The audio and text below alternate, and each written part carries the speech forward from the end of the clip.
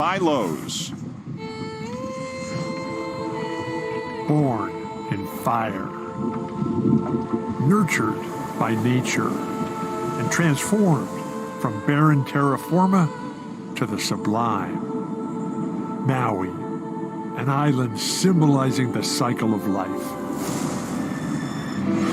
Lahaina was in that phase of perfect harmony and balance when the fire returned and heaven on earth burned. There is no quantifying the loss, no measuring the sorrow. Surreal.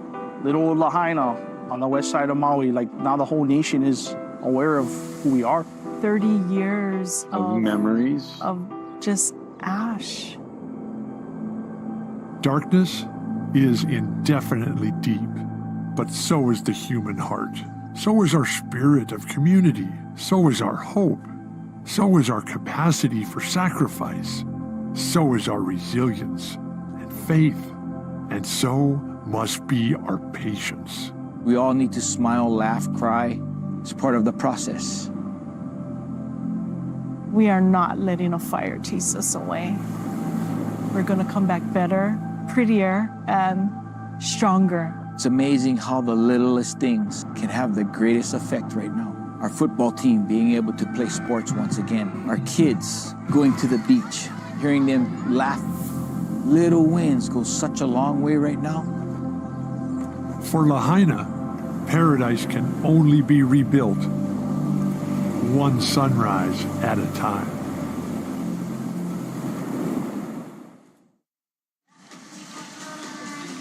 The Maui Invitational, a phrase, a tournament well known to every college basketball fan, sadly not coming to you from the island of Maui this year after the devastation and the loss of life in that terrible fire that happened back in August. As Bill Walton just so eloquently said, the healing, the rebuilding, spiritual, emotional, physical, they are all underway. But Jay, as you know better than anybody else, you were there a few days ago, you've been to Maui countless times. It is underway, but it's going to take a long time to rebuild everything on Maui. Yeah, and we toured the burn zone, Lahaina, and what's left of it on Thursday. And words can't describe the devastation and the contrast between the gray, barren ash that's left and the mountains, the beauty of the mountains and the ocean. It left a feeling that I'll never forget, and I'll carry with me the rest of my life. And I think you said it, the healing process and the rebuilding process is going to be a long one. But if this tournament can provide a respite and some modicum of hope and help with the healing, then that's what we're here for. Our hearts are with the people of Maui and everyone on all of the islands here in Hawaii. This is the All-State Maui Invitational. And here we are in Honolulu at the Stan Sherrif Center for just an unbelievable 3 days of basketball. This tournament is already so great. And look at these matchups. 5 of the top 11 ranked teams in the nation will compete here over the next 3 days, beginning with Tennessee and Syracuse, who are moments away from tipping off this tournament. And Tennessee, a terrific team last year, Jay, but at times they struggled to score. They appear to have remedied that situation. Tennessee is legit. National championship good. Jordan Gainey from South Carolina upstate and Dalton Connect from Northern Colorado are big-time scorers and shooters. They're going to make Tennessee much better offensively. Syracuse, new era. Adrian Autry taking over for Jim Boeheim, but a returning player and a very important one in Judah Mintz. Judah Mintz is averaging 23 points per game, the top freshman scorer in the ACC last year. He can get to the rim. He's a shot maker, and he gets into your body to get to the free throw line. Competing shades of orange here to get it started in the All-State Maui Invitational. We can't wait for these 3 days of basketball, such a big part of Feast Week. And away we go. Jonas Adu for Tennessee and Naheem McLeod for Syracuse. Roger Ayers, Earl Walton, and Bart Lennox are the officials.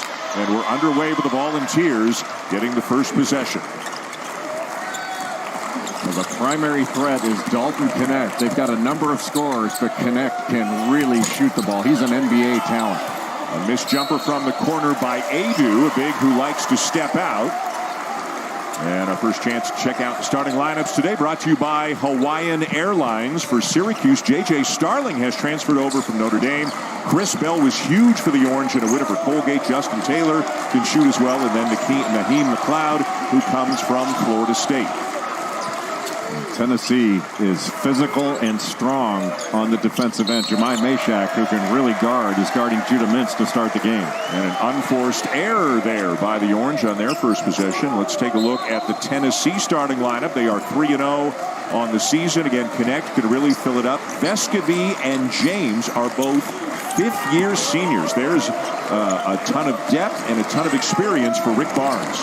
And Syracuse playing man-to-man, something we haven't seen in a long time. What did you say? What did you say? Man-to-man. Yes, so Adrian Autry, he'll still sprinkle in some zone, but this team is not going to play as much zone as they did for most of Jim Boeheim's tenure. And there is Connect knocking down the first shot of the game. Well, it was made off the penetration by Santiago Vescovy, but it does not take long for Dalton Connect to get that ball off the catch to his shooting pocket. He can really drill it.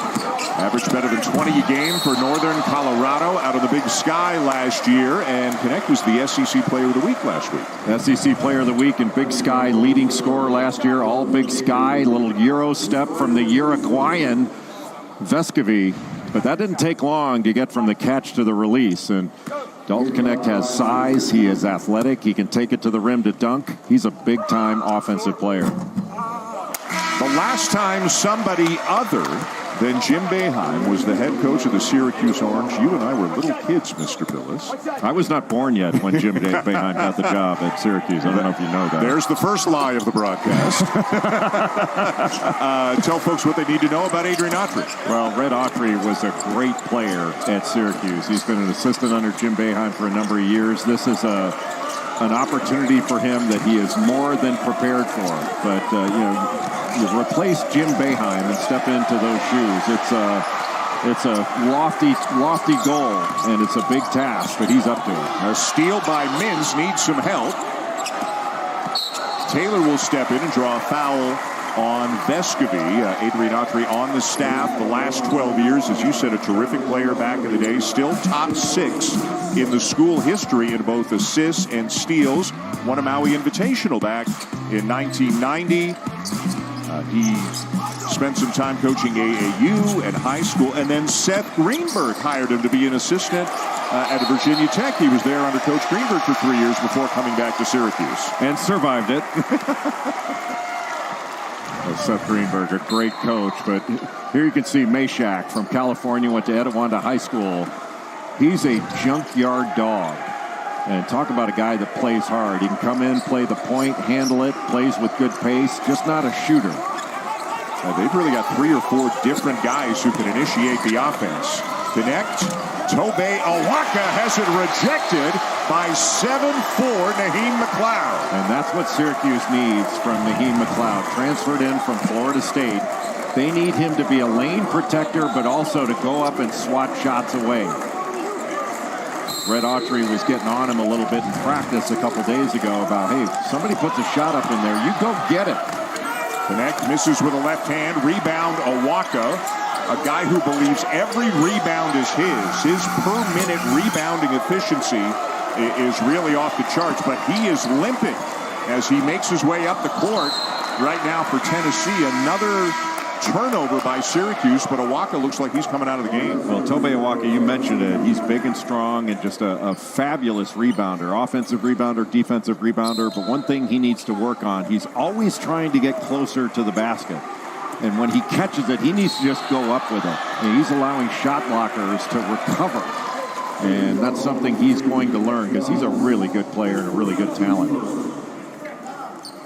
It might be that right ankle, the way that he's being looked at right now on the bench. Hopefully nothing too serious. This is a guy who's definitely going to have a bigger role this year, and this seems to be getting better and better for the Vols. Connect now posting up on Chris Bell.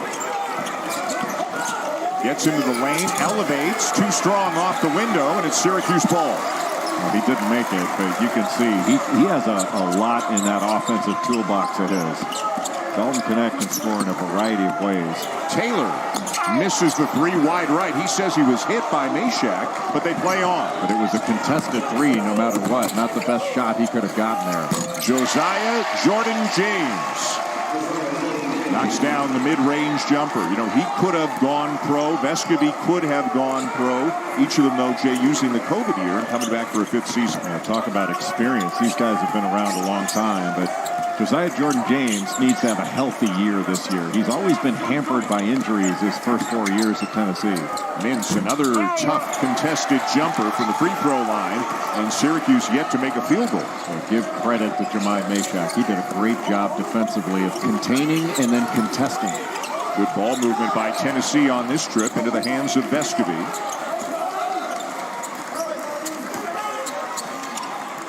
Vescovi for three. A bit of a slow start to the season for Santiago Vescovi, who's a terrific shooter. Did have a better game in Tennessee's last one. And he can really shoot the ball. There's a three from the corner and a foul. And Chris Bell has a big early bucket for the Orange. As that penetration comes down the right side, when you're guarding the left corner, you have to move as the ball moves. And Josiah Jordan James just late getting there. He couldn't help on the penetration. You got to get out to Chris Bell, make him put the ball on the floor because he is an excellent catch and shoot three-point shooter. 6'7" sophomore had 25 points in Syracuse's win a few days ago over Colgate. The Orange were down 24 in the second half. Adrian Autry put the press on and helped get him back into the game. And Chris Belgier had 19 of his 25 in the second half. Well, now 10 of his 17 field goals on the season have been threes. He has to be made to put the ball on the floor. Adu not going to try it, but being guarded by McLeod. Into the game now, Jordan Gainey, a transfer out of USC Upstate for Tennessee. And back come the Orange, looking for their first lead of the game. Jordan Gainey is the son of Justin Gainey, the defensive coordinator, and it's just another foul on a jump shot. I mean, Tennessee needs to be a little bit more disciplined defensively. Zakai Ziegler the foul. 3 free throws coming for J.J. Starling on the other side.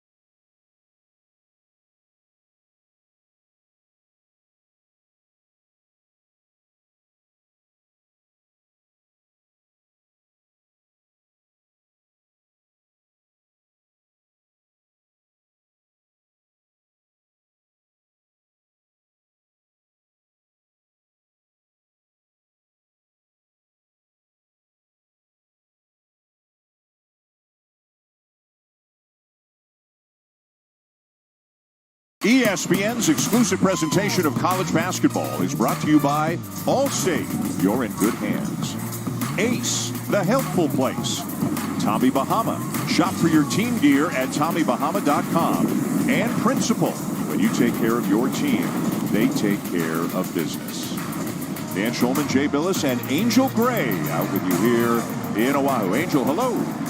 Aloha. Well, while we kickstart things here for the Maui Invitational today, there are a few teams that actually took action back in October to raise awareness and funds for the victims of the Lahaina fires. And they had a charity game between Tennessee and Michigan State to take awareness, raise funds. Over 14,000 people were in attendance. And I was told by Michigan State personnel that they raised close to $400,000 for the Maui Strong Foundation.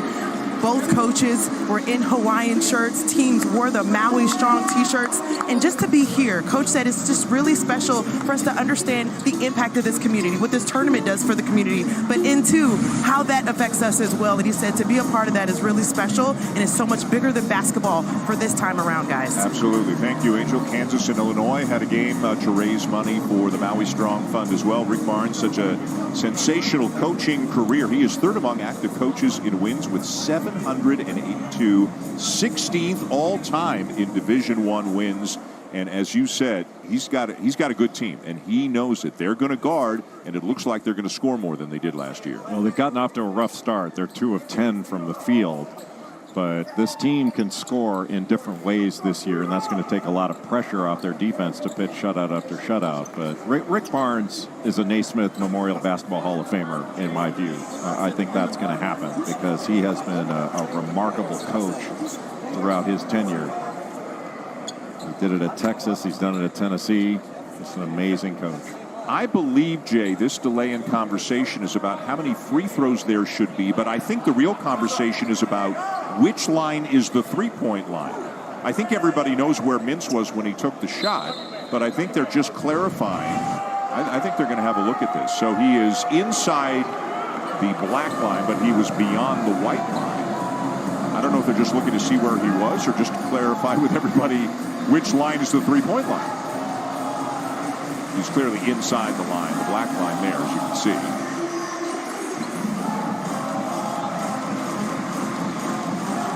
Tennessee's already fouled 2 jump shooters, and whether it doesn't really matter on the defensive point. You don't foul jump shooters. You put late pressure on if you're closing out. You fly by to put pressure on it, but you can't foul jump shooters, period. The official still at the scorer's table trying to sort this out, whether it's 2 free throws or 3 free throws. Again, playing this tournament now being held in an arena where it is not normally played, so everybody trying to get the ground rules. And Roger Ayers, who's the lead official in this game, is calling in the head coaches.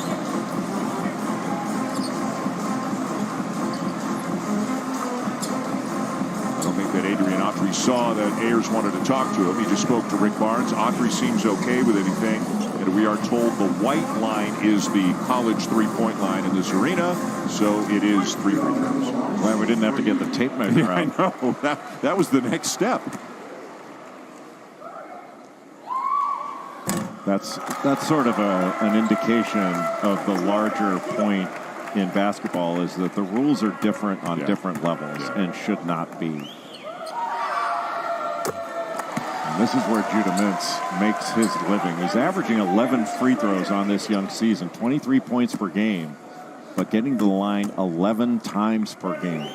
And he's so good with that mid-range game, with the little bump fade that he uses. He gets into the defender's body and draws so many fouls. You have to be really disciplined with him, make sure you're not putting him on the line. See, Tobe Awaka has left the court. He's kind of back towards the locker room. And it appeared to be his right ankle. He is standing on his own. We don't have any report yet on the severity or if he will return. If we get that information, we'll pass it along. 3-0 start for Syracuse this year. They've beaten New Hampshire, Canisius, Colgate. Obviously, this is some stiff competition that they are facing here at the Maui Invitational. And Judah Mintz just picked up his second foul, Jay, and maybe that's why the Orange have gone into the zone now. Yeah, they're not chasing as much in this, and they've got McLeod inside. They can funnel everything to him, makes everything difficult. But rebounding is going to be a challenge. The Orange have kind of been a middle-of-the-pack team in their years in the ACC as Starling floats one in. Basically 500 in the league the last 8 years, the 8 of the 9 they have been in the ACC. But it feels like there's some optimism with some of the transfers a little deeper. A very important sophomore class, and everybody gets better from freshman to sophomore year. As you know, do you see Syracuse able to make some noise in the ACC this year? I think Syracuse can be good. And when they get Chance Westry back, who transferred in from Auburn, that gives them a 6'6" playmaking wing that's really going to help. Good fake.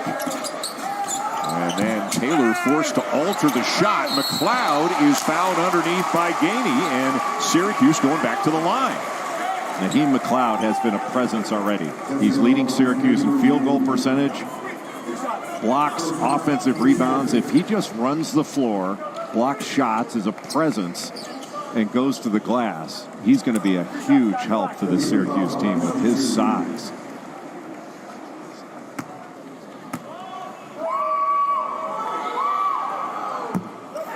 The inaugural NBA in-season tournament continues tomorrow night with another group stage doubleheader. Giannis and Dame of the Bucks taking on Tatum, Brown and the Celtics at 7:30 Eastern, and then Katie and the Suns, Steph and the Warriors. Coverage begins with NBA Countdown at 7 Eastern on ESPN and the app. A lot of NBA folks here in Hawaii.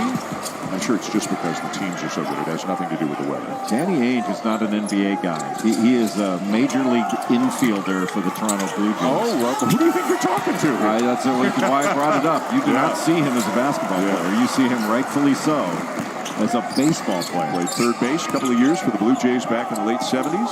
Dion gets all the credit. Starling. Everything but the finish. Boy, he got into the paint with ease, but couldn't lay it in. So good off that right-hand drive. Speaking of NBA, he needed a little George Gervin finger roll to finish that one at the rim. A really nice job by Justin Taylor to get back in transition. He was right on Jordan Gainey on that catch, forced the turnover. And Syracuse, well, they're not known as a man-to-man team over the last couple of decades. It's a little bit of a change for the Orange to be going man-to-man, but they can be aggressive in it.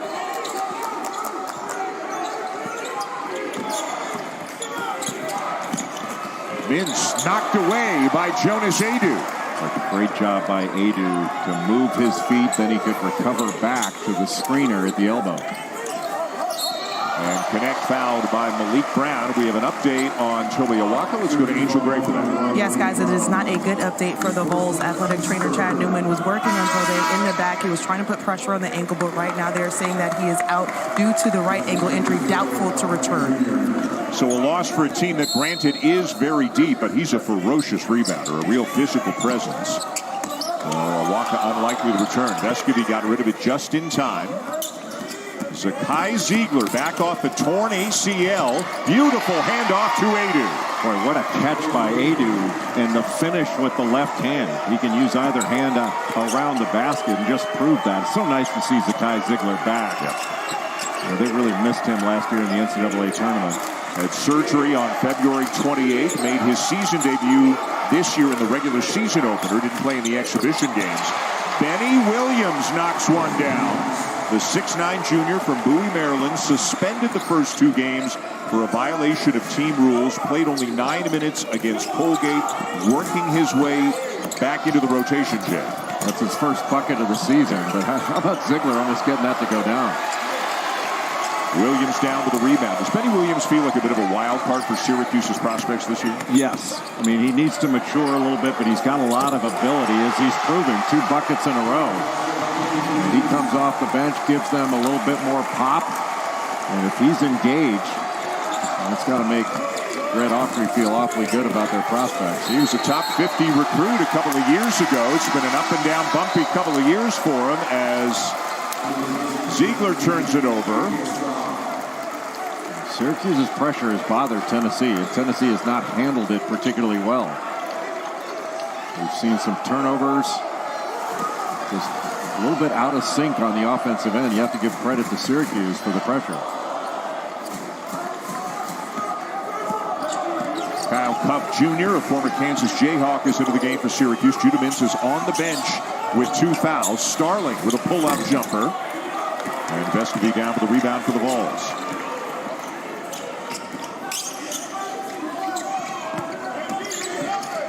Connect. And he initiates the contact with Williams to draw the foul, and he'll be going to the free throw line. When do we come back? But Benny Williams, Jay, has already done a couple of nice things for the Orange in this one. Come into the game, hadn't scored. Coming into this one, knocks down a three, gets into the lane. But Syracuse feeling awfully good here in Oahu.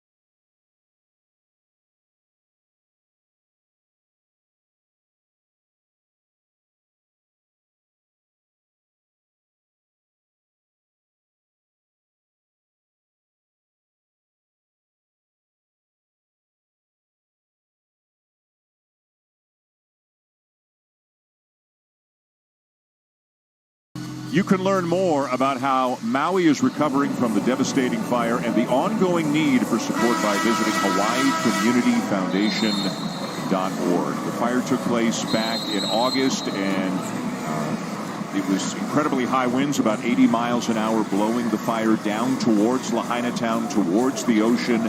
And Jay, there were down power lines and utility poles, so the roads, which could have been escape routes, were blocked, and many people had to flee into the ocean, jumped over the rocks, the rock wall, the seawall, thank you, and had to jump into the ocean as the only way they could try to save themselves, and many did, sadly.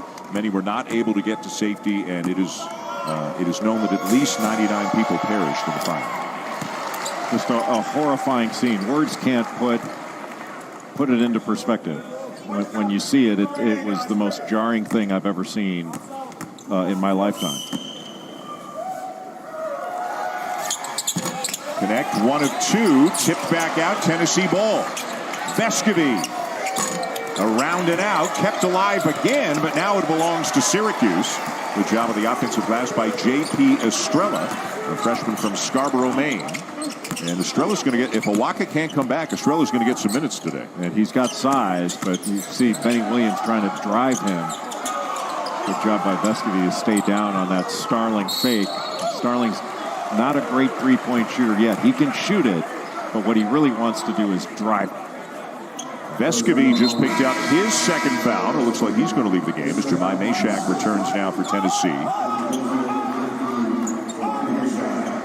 What about Syracuse's three-point shooting? Starling's a very good player. Mintz is a very good player. Both of them are better, though, at getting into the paint, getting to the rim, than they are shooting the three. The best three-point shooters the Orange have, actually, the forwards, guys like Bell and Taylor. Bell is the best shooter, and Taylor can shoot. Taylor's really done a great job on the glass. Already got 5 rebounds. Kyle Cuff, again, the transfer from Kansas. He can shoot a little bit as well, and Syracuse extends the lead. Really, Syracuse needs to make their free throws. And they're getting to the line, and Estrela's done a really good job with his presence. He did a great job of sealing off on that drive, just didn't make the layup. But just not there on the catch, and Ziegler's a great defender, but they're going to make Kyle Cuff prove that he could make that. Kyle Cuff's dad played at St. John's, and he didn't get a whole lot of run the last couple years in Kansas. But he's going to get some run at Syracuse. Estrella, guy who's got good skills. He can pass, he can shoot. He was one of these guys, had a late growth spurt. He was 6'2" as a high school freshman, so he's got some perimeter, some guard skills. He's 6'11" now. His mom played at BC. And I think it's an intriguing freshman class that Rick Barnes has. 4 guys, and maybe none of them are going to be 20, 25-minute-a-game guys this year, but they really give this team a lot of depth and a very, very bright future. Well, the brightest future is probably Cameron Carr from Minnesota. He's about 6'5" or 6'6", but he's got a 7-foot wingspan. He's an NBA talent, big-time player. Boy, just nowhere to go there for Cuff. The Orange fortunate to get it back, and Benny Williams has his second 3 of the game. No hesitation off the broken play. 3 volunteers going after the ball, and Williams wide open in the corner. Even though they recovered, Williams got that up quickly. 8 for Williams, and an 8-point lead for the underdogs, the Syracuse Orange. In a battle of different shades of orange here in Honolulu today. You're not going to make plays off the dribble. It's a little bit too much dribbling right now for Tennessee. They're not moving the ball. Estrella got pushed from behind, and J.J. Starling is called for the foul. Watch, there are 3 volunteers going after the ball here as Starling drives, or Cuff drives after the Starling drive, and just a terrific pass by Malik Brown. Great awareness on where Benny Williams was, the fact that he had the 3-point shot. Free throws not coming easy in this game. As Josiah Jordan-James back into the game for the Vols, Zakai Ziegler sits. They're kind of monitoring Ziegler's minutes now, again coming off the torn ACL. So, you know, a bit behind, didn't play in the exhibition games. He's played 19 minutes in each of the last 2 games, and Jay, with this being 3 games in 3 days, they're not ready to send Ziegler out there for 25, 30 minutes a game. And there's no reason. Yeah. I mean, I know he's frustrated and wants to play more, and his talent level probably dictates that he should, but you have to be smart about how you go about this. Nice hard hedge by Estrella. Cuff in all kinds of trouble, gets out of it. Getting a lot of minutes here in the first half with Vince on the bench with a couple of fouls. This is Quadir Copeland. Syracuse again looking like a deeper team this year. Shot clock running down. Copeland gets it off, but it's partially blocked by Connect, and that's a shot clock violation. Good defensive stand by Tennessee. This is a team that can really guard. And we talked at the top of the broadcast about Tennessee at times last year having a few offensive droughts, and they've started the game in a bit of one. Connect got caught in the air, but it's off a Syracuse player out of bounds. There was nowhere to go there. Yeah. They're just trying to create something. He got cut off. Just kick it back out. Josiah Jordan-James was right there. Kick it out, reverse it, and attack. Out of bounds undergoing with the 2-3 zone. Deep one for Connect. How about that? Again, he can fill it up. Offensively, he looks like a pro already. One of the reasons he came to Knoxville, he wanted to get better at defense. And Rick Barnes is a guy. If you want to play for Rick Barnes, you better work on the defense. Yeah, he said he wanted to be challenged, and I think he made the right choice because Rick Barnes and staff are going to challenge Dalton Connect on the defensive end. If they can post him, they've got so many options. Cuff misses, kept alive by Malik Brown, and it stays with Syracuse. Connect does a good job of moving without the ball. But he just, the catch and shoot, you've got to be there on the catch. But because he can drive it, you're concerned when you close out on it. And an errant inbounds pass. Gainey runs it down, and he gets fouled by Brown. And that'll be number 2 on Malik Brown. I'm a big fan of Jordan Gainey. His dad was a great player at NC State. But a really nice job with Estrella on the ball. It makes it difficult for Syracuse just to see in and inbound. If they try to throw long, it's not an accurate pass. And all of a sudden, turnover, and Jordan Gainey's at the foul line. Look at the difference in Jordan Gainey's body this year versus last year when he was at South Carolina Upstate. He looks like a football player now. He was first team All-Big South, 15 points per game last year. Just an effortless shooter. Got a beautiful stroke. And then he misses. The Billis Jinx. Connect with a strong drive and finish. He got off to a great start, Dalton Connect did, in their trip to Italy. Averaged over 16 a game, shot 48% from 3. But because you're concerned about the three-point shot, just gives a little shot fake. J.J. Starling off balance, and then he can get all the way to the rim and finish. He had a dunk, I think it was against Michigan State, where you're like, holy cow. That was NBA written all over it. That was an exhibition game, the one that Angel talked about before, to raise money for Maui. That felt like a Final Four game, and it was an exhibition game. It wound up 89-88, Tennessee over Michigan State. Yeah, Tennessee got off to, I think it was 17-1, if I remember right. Got off to a great start in the Breslin Center. Peter Carey, a 6'11" sophomore. That's him with the ball into the game for Syracuse because Malik Brown's got a couple of fouls. Look how far the pressure is pushing Syracuse out. Starling misses the 3. Rebound Gainey, and the Vols looking for the lead. The pass. James open. Battle on the board. Syracuse wins it. They had the middle ball screen and roll by Estrella, and then hit the backside. Really nicely done, just didn't score. Carey from the short corner off the side of the backboard, and Tennessee in transition. And Gainey was kind of looking down to make sure one of his feet wasn't out of bounds, but one of his feet was out of bounds. So it's a Tennessee turnover and a timeout on the floor. 7:46 to go in the All-State Maui Invitational. And a 1-point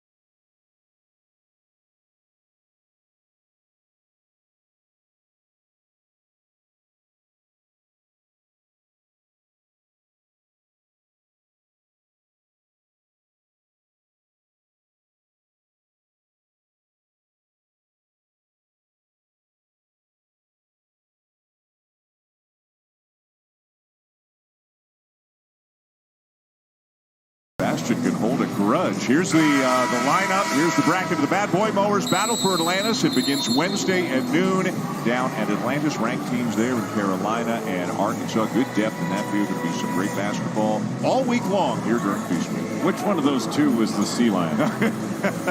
My monitor's a little fuzzy, so I couldn't tell. Here is Dalton Connect. You know, the K not silent, much like the J beside me. To paraphrase our friend Sean McDonough. I hope you're listening, Sean. I don't know if anybody else would have appreciated that, but yeah, what am I thinking? 1 point lead for the Orange. 5 teams ranked in the top 11 of the nation in this tournament. Our next game is Purdue and Gonzaga. I mean, how about that for a first-round matchup?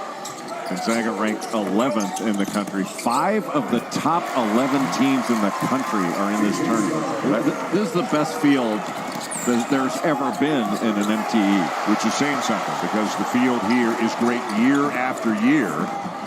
Huff goes the distance, can't lay it in with the left hand, and now both teams getting up and down the floor. Meshack, kick to the corner, connect. Would have tied it, and the rebound down to Taylor. Justin Taylor's done a great job on the glass for Syracuse. And overall, even though Tennessee's given up a couple of drives, they haven't been drives all the way to the basket. They're negotiating these ball screens out top pretty well. But here Copeland is open, misses the 3. Syracuse is getting pretty good quality of shot. They're just not making enough. They could have a bigger lead than they do. Well, if they've made their free throws as well, that's been a big factor. Syracuse has not knocked down free throws when they've gotten to the line. But a good number of these shots have been contested. And that's really what Tennessee wants to do defensively. They want to pressure the ball, contain it, and contest every shot. And they want to force non-paint contested twos.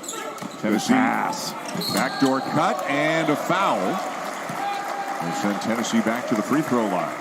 When you get the ball to the middle, it doesn't matter whether it's Josiah Jordan-James or Jonas Adu, that makes Naheem McLeod have to make a decision.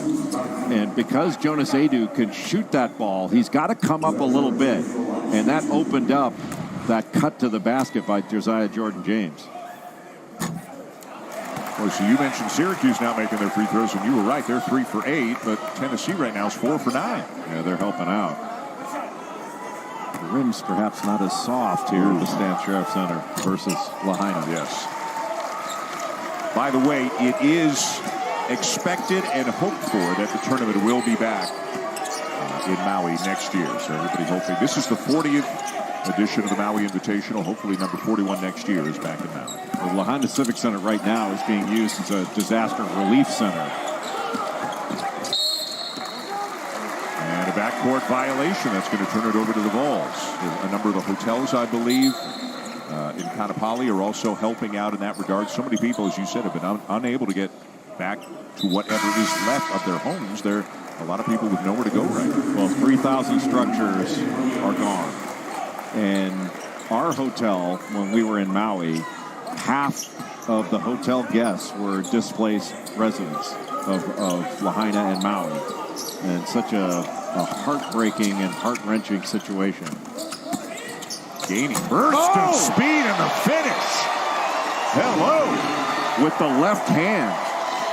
And mind you, Jordan Gainey was at South Carolina Upstate, played for Dave Dickerson, and Dave Dickerson and his staff did such a tremendous job of helping Jordan Gainey develop. And I think both Gainey and Connect are great examples of, you know, it's not so bad to go to a smaller place and be the lead dog and get the, hey, Chris Bell again, you got to make him put it on the deck. What a stroke these guys. Syracuse back on top. They went 2 on the ball, stepped out of bounds again. Wow. And this has happened a couple of times now for Jordan Gainey. As he's catching and getting ready to shoot, he is out of bounds. As we take a look now at our good hands play brought to you by Allstate. How about some good hops, too?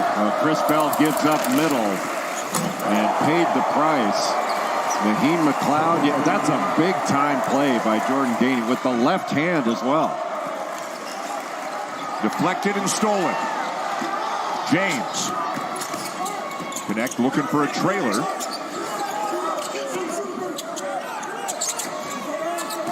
James, nice move, and blocked by McLeod.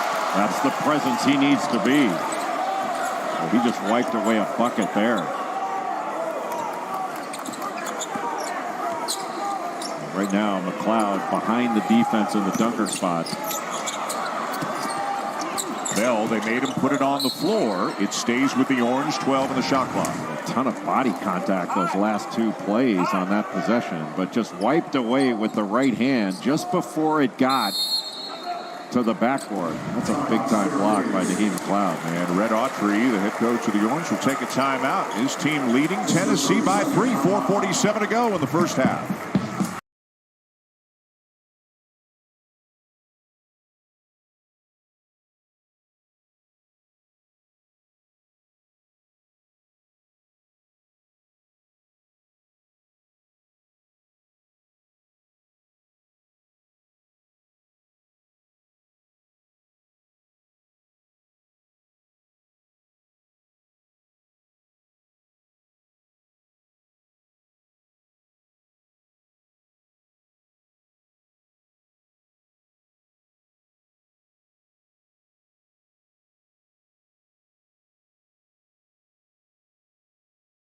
You by Lowe's. Lowe's knows home improvement.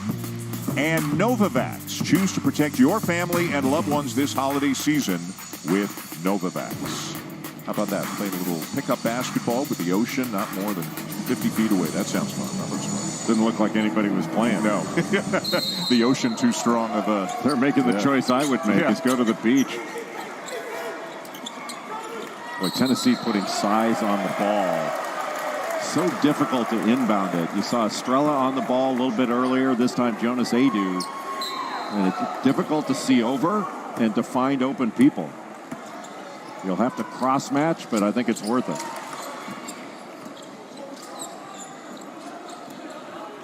James the handoff to Meshack. Can Tennessee get untracked offensively? And Syracuse defensively doing a pretty good job in negotiating these screens and exchanges. Adu a little bit short. They battle for the rebound again, and it goes over to Syracuse. And Red Autry willing to live with a jump shot from Jonas Adu. And Adu can hit a three, but if he hits a bunch of jump shots, okay. But Syracuse is going to make him prove it.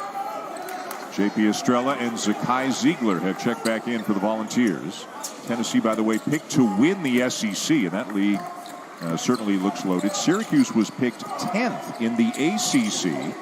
But again, the expectations, the hopes within the program are higher than that. They have not made the NCAA tournament either of the last 2 years. That would be a very nice step for Red Autry in his first year as head coach, is to get the Orange back into the dance. Connect bothered by Bell and turns it over. There's nowhere to go. Tennessee's trying to push the pace, but trying to take it through multiple defenders. And even if he got through, he would have been at the charge circle.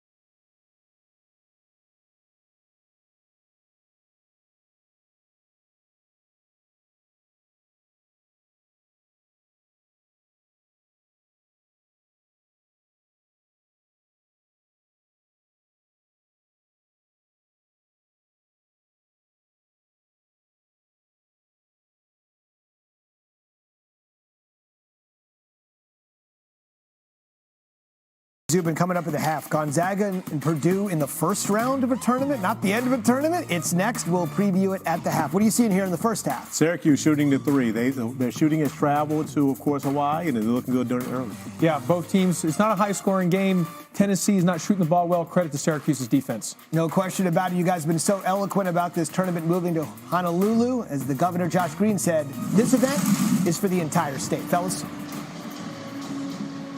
Guys, thank you. Great to hear your voices back in the studio. We are here in Honolulu, the Stan Sherrif Center on the island of Oahu. Syracuse with Benny Williams knocking down a couple of threes early. They've got a 3-point lead. Dalton Connect, the leading scorer for Tennessee in each of their first 3 games, Jay, and again so far here today. Well, Dalton Connect's a big-time player, but this game has been sloppy in large measure because it has been so physical. It's been physical on the ball, physical on the catch. And we've seen a lot of contested shots, and I think Tennessee needs to be a little more resolute on their end to run better offense. And for Syracuse, their best player, Judah Mintz, went to the bench with a couple of fouls at the 13:28 mark, has not returned, and they have managed to hold on to the lead. McLeod the kick. Starling's got a good look for a 3. Left it short. As Kai Ziegler went down to dig in on the post and was still able to recover. There's just a lot of dribbling right now for Tennessee, and the ball's not moving from side to side as they want it to. Ziegler, look at that little shimmy shake, but he couldn't finish it. Boy, he just faked Naheem McLeod right out to the left, but he couldn't lay it in off the glass. A little inside-out move. He was just so quick.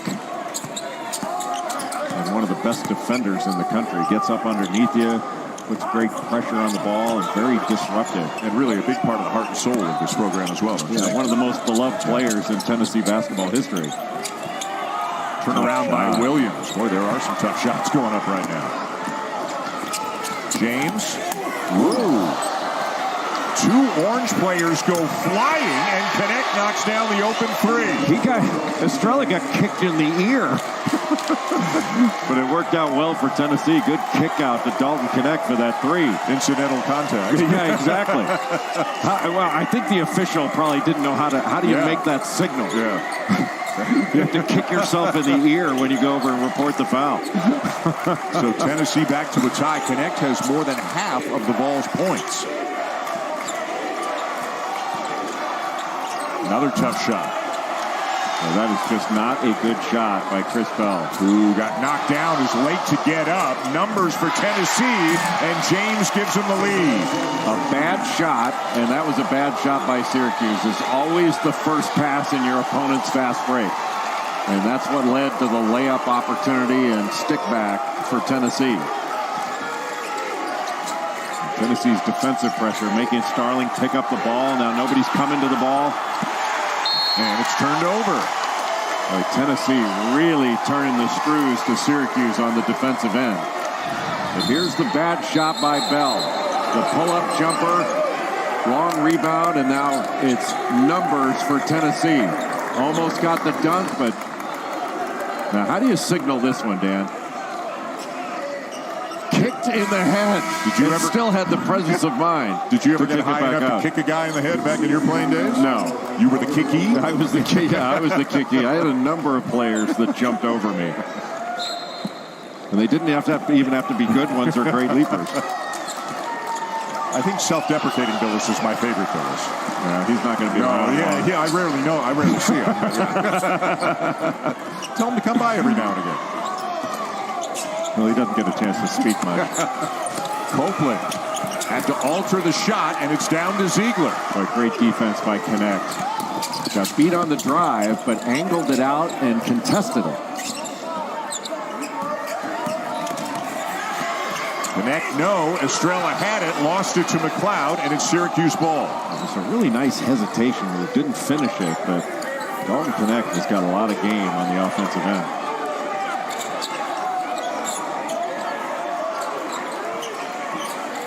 Starling into the paint and is fouled on the drive. At least James got his money's worth there on the foul. You want to pressure Starling but not allow him to drive it, because that's what he wants to do. He's primarily a driver. He played at Notre Dame, averaged about 11 points per game, and only shot 30% from 3. He is from Baldwinsville, New York, about 15 miles from Syracuse. And, you know, he used to come out to Syracuse camps when he was a kid. And Adrian Autry, Red Autry, the head coach of the Orange, we asked him yesterday, how long have you known J.J. Starling?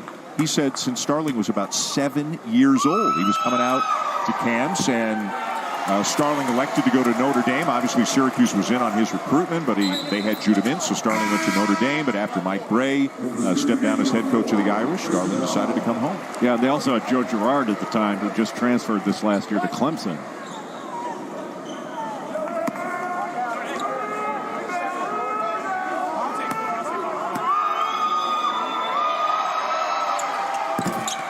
Four of 10 now for the Orange from the line. And they are back within one in the final minute of the half. See if Tennessee can get something quick, go 2 for 1. The next thinking about it. And finishes. Boy, what a tough shot that was. Just got him on the pin down, came off the screen in the middle where he could turn the corner. And that's the strength that he has. He can drive it and finish, or he can shoot it from 3.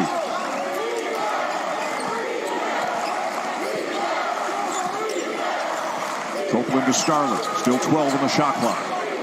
Pull up from the baseline, another high degree of difficulty kind of mid-range jump shot by the Orange. A really good defense by Tennessee, and very smart by the Volunteers with 52 seconds to go 2 for 1. They got the connect, essentially layup, and now they're going to have another opportunity. And Ziegler hits it. So a strong finish at the end of the first half for Tennessee. That 2 for 1. That gives you separation, that kind of thing, that kind of play wins games.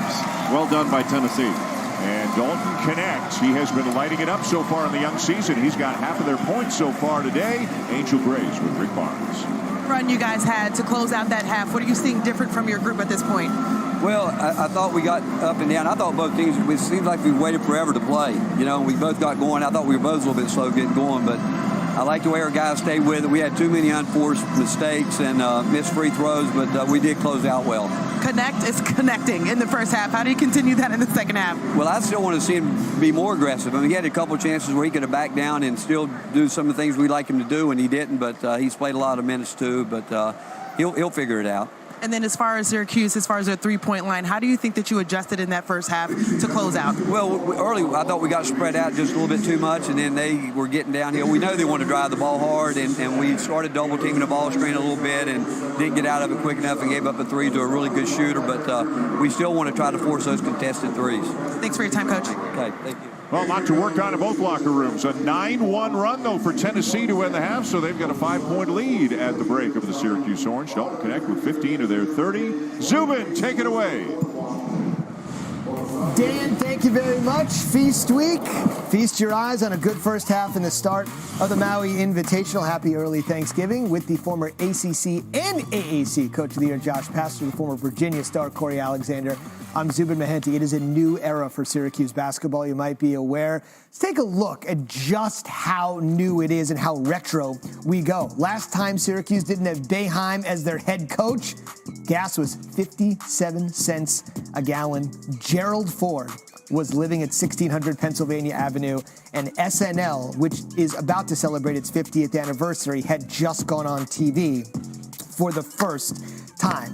That's a long time. A new era begins, but as this player who used to fill it up can tell you, as long as you got a guy like Williams that can fill it up, you should be okay. And Bennett Williams didn't start out the year filling it up. Missed the first 2 games due to suspension. Only played 9 minutes in their third game, however, got off to a big start in this one. 3 or 4 from beyond the arc. Well, 2 of 3 from beyond the arc, but 3 or 4 from the field. 2 rebounds, and he stepped it up with Judah Mintz in foul trouble, picking up those 2 fouls early. And what this is really about is about a coaching transition for the ages. Yeah, I mean, look, you're replacing one of the greatest to ever do it in Coach Boeheim. I mean, Coach Boeheim, the Syracuse program has over 1,000 wins, which is credited all pretty much to Coach Boeheim. No, and so to move over 6 inches from where you're making suggestions to Coach Boeheim and moving over 6 inches now where you're making the decisions and everything falls on you, it's a lot for Coach Autry. To his credit, they're 3-0. They had a great comeback win against a really good Colgate team before they got to Maui. But they haven't lost yet, and this is a tough team they're playing right now in Tennessee. So, you know, he's got a lot of great things in front of him. They got a really good basketball team, but it's a big difference moving over those 6 inches. I promise you that. And Josh gave us the stat of the day. He's got to keep Syracuse's win streak alive in Maui. They're a 3-time champion here. On the way, another coach under the spotlight this year is Matt Painter. Purdue's in the field. They got Gonzaga. We'll break down this amazing, hopefully amazing.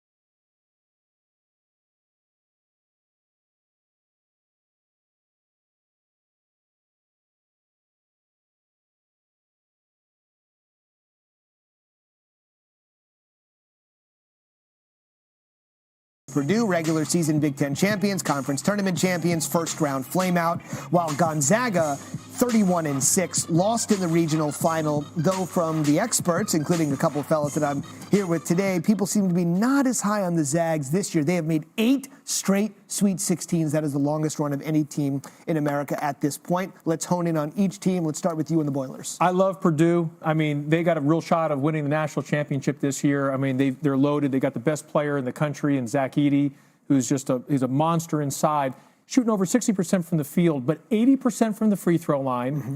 And you know what? He doesn't foul. And through the first 3 games, he's only had 2 fouls. He doesn't foul out. He doesn't foul. It's hard to get him out of the game. Mm-hmm. And then their guards, Braden Smith and Fletcher Lawyer, are shooting the three-point shot much better, which has made Purdue better because it opens things up. Those freshman guards became sophomores. The best thing about sophomores, they were freshmen, or when freshmen become sophomores. Right. So I think Purdue's got a really good chance to win the whole thing this year. Matt Painter's online, too, by the way, waiting on you. If Zach Edey gets in foul trouble today, please don't understand why. Blame the officials. Yeah, no, that's going to be all on you. But if Gonzaga is able to get a win, it will be because of Ryan Nembhard. He watched his older brother, Andrew, spend 2 years in Gonzaga playing the national championship game. He spent 2 years at Creighton, decided, I'm going to go big brother's route. It got him to the NBA, and I believe that he has a chance to be able to get Mark Few back to the promised land, give an opportunity to make it to that 9th straight Sweet 16. You know, they played last year out in Portland, Gonzaga, Purdue, and Purdue won handily. I know that was a year ago, but this is a rematch for those two teams, and so it's a big-time game. Now,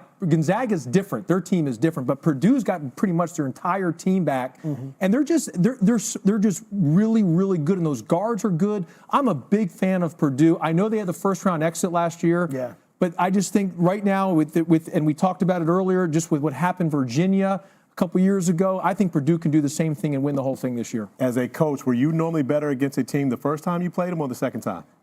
Well, no, tell the truth. When we play our zone, teams are always better against us in our zone the second time because they understood. So you are right on that. Mark Few is looking forward to the rematch. That's why Corey was a first-round draft pick. Between those two teams, Mark Few was looking forward to that rematch. He remembers that game in Portland last year. Absolutely. I was there for PK 85, and I know that Coach Few has been thinking about that. You're right on that. Phil Knight, 85. It'll be at 5 Eastern here on ESPN2. Can't wait to see that. So here's what's on the docket. You're watching the halftime of Tennessee and Syracuse. As I mentioned, the fellas just broke down Purdue and Gonzaga. When are you going to see a tournament where those two face off in the opening round? Kansas is going to be on the U tonight against Chaminade, and then UCLA and Marquette. Nobody's really talking about UCLA and Marquette, which shows you how loaded this tournament is. We're back with a little, appropriately enough, Thanksgiving dessert. Next.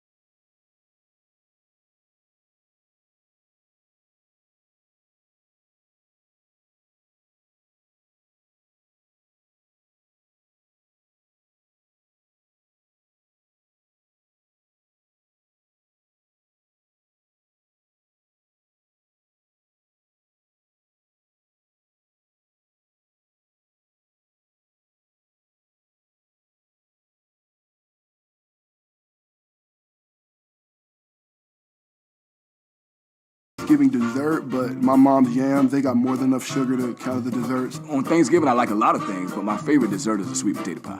Sweet potato pie. It's my favorite dessert, period. Sweet potato pie. Sweet potato pie, hands down. Leftovers, I eat the food until the food is gone. You cannot miss with a good dip cone. They be giving me cornbread for Thanksgiving. Yeah. Is that a dessert? It's not. It's a travesty nobody mentioned pecan pie. A travesty. Second half on the way. Vols by 5.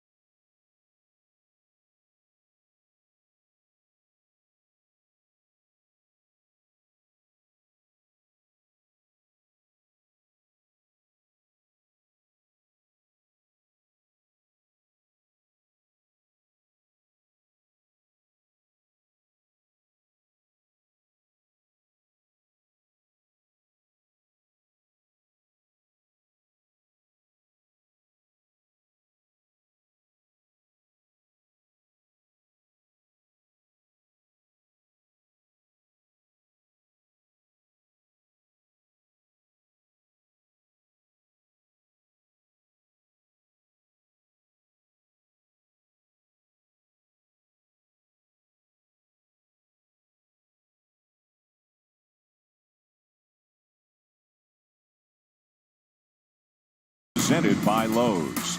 This is the All-State Maui Invitational, which again is taking place here in Honolulu on the island of Oahu because of the devastation of the fire back in August. It's not Maui, but it is the next best thing here, still being in the islands. Tennessee finishing strong. They've got the lead, but did a lot of it without Tobe Awaka, and it certainly doesn't look like he's going to come back, suffering what looked like a right ankle injury. Dan Schulman and Jay Billis, welcome back. Time now for today's Expert Moves, brought to you by Principal, and Dalton Connect certainly has some expert moves.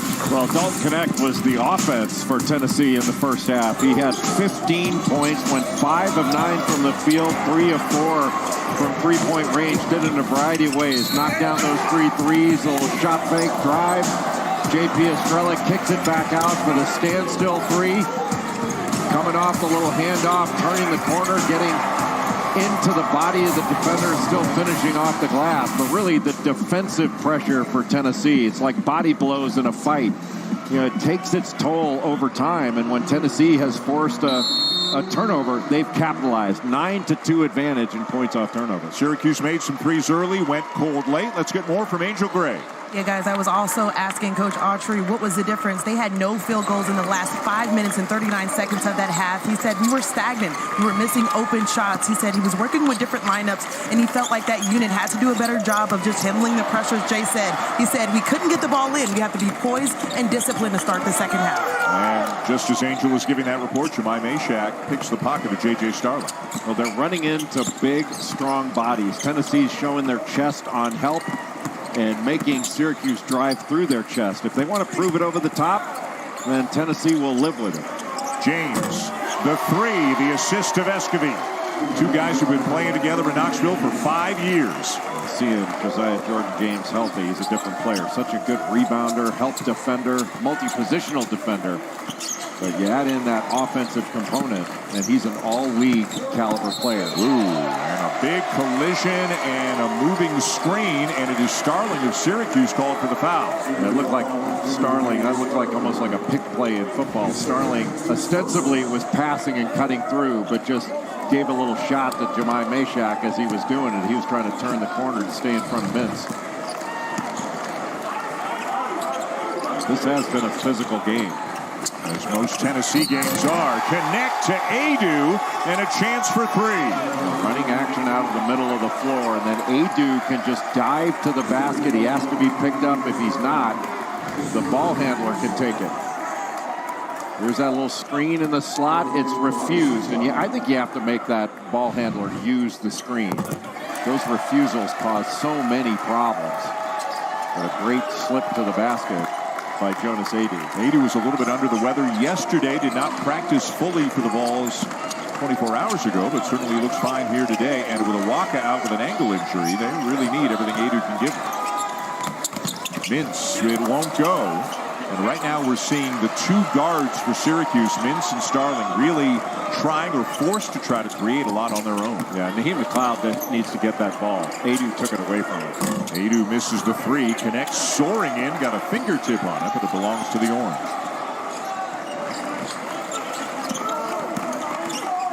Mintz being guarded by Connect, needed to get that. Starling, no, another tough runner, long rebound to Chris Bell. McLeod, the biggest guy on the floor, but not really an offensive player, more productive at the defensive end. Bell can't get it to go. Now, some might say, hey, Dalton Connect, stay on your feet there. But he forced Bell inside of that line, made him take a contested, too. You got me. Yeah. Connected, contested, yes. And a tough one will go for Starling, the first made field goal for the Orange in over 7.5 minutes. Tennessee's defense is just so, they're relentless. And it is hard to deal possession after possession with relentless. Even if they make a mistake, they play so hard, they can fix it. And that's why the hopes are so high. The feeling is they will be a better offensive team this year. That guy a big reason why, Dalton Connect and Gainey as well, but that they won't lose anything defensively. Do you see them being as good of a defensive team as they were a year ago? They always will be. Rick Barnes and his staff will insist upon that. Bell with a nice step in and knocks down the two-pointer. And it wasn't a three. Connect took away that three. You don't want to give Chris Bell catch-and-shoot threes.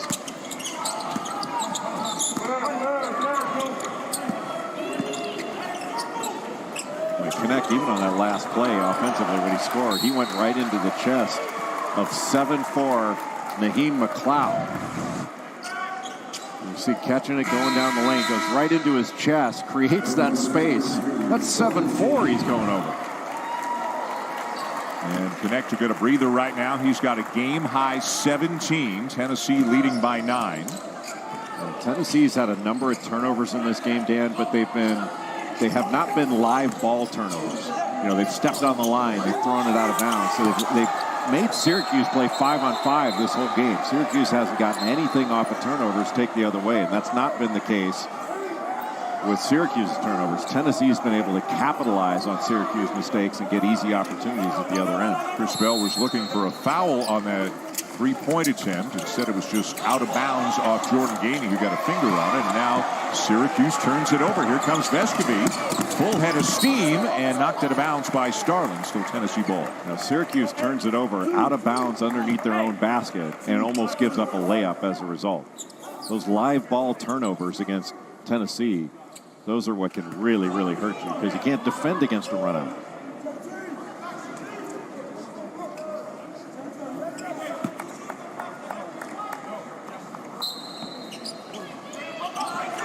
Syracuse led by as many as 8 points midway through the first half, but a big turnaround late in the half, and now here early in the second. The 2-3 zone off the out-of-bounds under. Gainey with the drive and the runner off the rim and down to the orange at Starlin. Adu was there for the offensive rebound, just mistimed it. Taylor for three. Around and out. Syracuse really having trouble scoring here in the second half. Adu the catch underneath, bothered from behind by McLeod. Well, if you don't go up right away, and it's easy to say, hard to do, but Adu let McLeod recover because he didn't go up right away. Fourth block of the game for Naheem McLeod. Still Syracuse, though, facing a 9-point deficit here against Tennessee. Opening round action of the All-State Maui Invitational.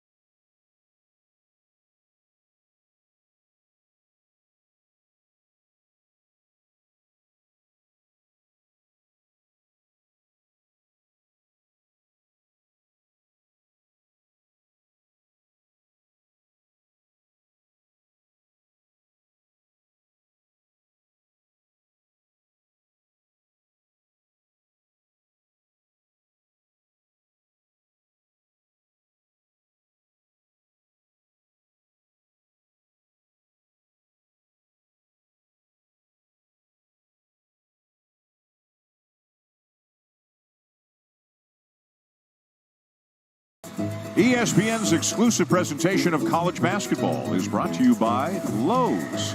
Lowe's knows home improvement. And Allstate, you're in good hands. A little fun in the sun for the Volunteers.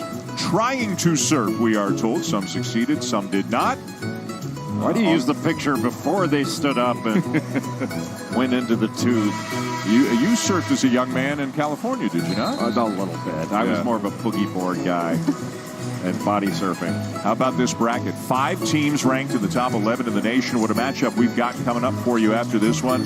How about Purdue and Gonzaga with the reigning National Player of the Year, the Wooden Award winner. Speaking of 7-4, Zach Edey leading the way for the Boilermakers, who have so much back from last year and look like they brought in even more. Mark Few's team has brought in a couple of very good transfers as well. Graham Ike and Ryan Nemhard. That looks like a sensational matchup coming up. Well, Gonzaga can really score. Purdue's going to have to do something to disrupt them defensively, but Purdue has something nobody else has, and that's Zach Edey, 7'4", the returning National Player of the Year. Nice drive and finish by Chris Bell. Haven't seen much of that for Syracuse. Most of it has been from the three-point line. They haven't gotten many opportunities, and Zakai Ziegler just losing his footing there. That's another turnover for Tennessee, but it's not a live ball turnover.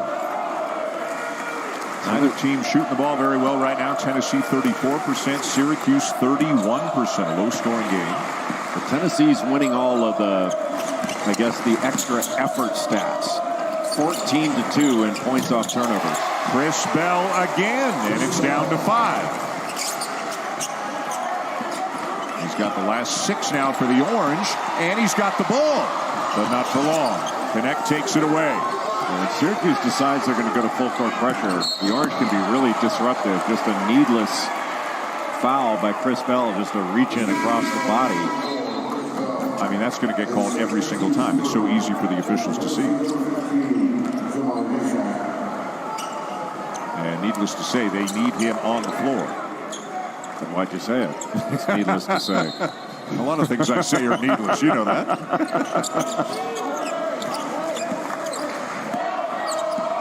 Ziegler coming off the bench in the early part of the season. Again, the minutes ramping up slowly. Another turnover. And it'll be Brown to slam it and make it a 3-point game. Well, Malik Brown leads this team in steals. He had 10 steals in the 3 games coming into this. Gets a lot of deflections, and he just read that perfectly to shoot the gap. Ziegler loses it again, and it's back to Syracuse.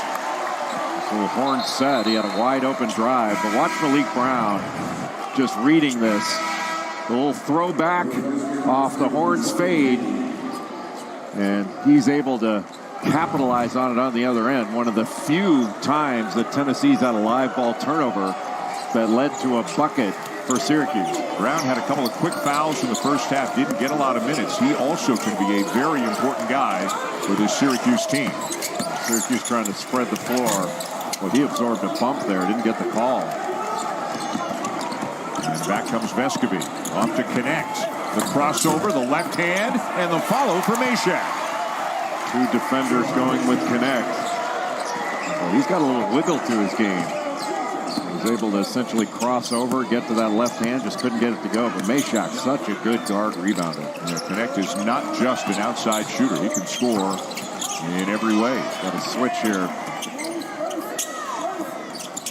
Surprised Taylor didn't take on Adu when he got the switch. They switched back. Mins the spin. And another one that goes around and out. A little bit of visible frustration sometimes from some of the Syracuse players when the shots aren't going down. Stepped out of bounds again. You want to stay wide and use all 50 feet of the court's width. But 50 feet, 2 inches isn't going to help. How many times they stepped out of bounds? A lot. 5? Yeah. Mostly Tennessee. I don't know if Syracuse has, but Syracuse has once. Tennessee has done it a number of times. Adu to the bench. Well, you turn the ball over. It doesn't sound like much, but you don't get a shot. You don't get a chance to get fouled. You don't get a chance at an offensive rebound. All 3 pretty good things. And Meshack called for the foul. Tennessee has gone to a really small lineup right now. In effect, Josiah Jordan-James is playing the 5 spot on Malik Brown. There's no Naheem McLeod in the game right now for the Orange, but Adu on the bench, the injury to Awaka, and Rick Barnes has, relatively speaking, a small lineup out there. It is a small lineup. Josiah Jordan-James giving away some size to Malik Brown. If they can double, it's a quick lineup. You want to give particular attention to Chris Bell and to Judah Mintz. Starling guarded by Gainey. And again, another tough runner. The 2 guards, they're putting the ball on the deck. They're very good at it, but the shots aren't falling right now. And a great recovery from behind there by Chris Bell. Well, that last Starling drive, there was so much contact. And here you can see the pass ahead, and Meshack looked like he should have just gone up to dunk that thing. Force the foul. But that last J.J. Starling drive, on that right-hand drive, Jordan Gainey was guarding him. And there was a ton of contact, and that kind of forced Starling to have to take almost a fadeaway shot along the baseline. Starling and Mintz between them are 3 for 16 in this game. Starling 3 for 10, Mintz 0 for 6. Rebound Brown. Now, Santiago Vescovi is not getting as many shots this early season as he had last year, the year before. He really needs to hunt those shots. Great drive by Benny Williams to drop it off. And Syracuse hanging around here now. Vescovi, nobody was guarding him, and he gets almost all the way to the rim before he's fouled by Benny Williams. Well, after the score, just getting it in quickly and getting it down court puts a lot of pressure on Syracuse's transition defense. Syracuse, you got to give them credit. There's been a lot of fight from the Orange to get back into this and make it a 1-possession game.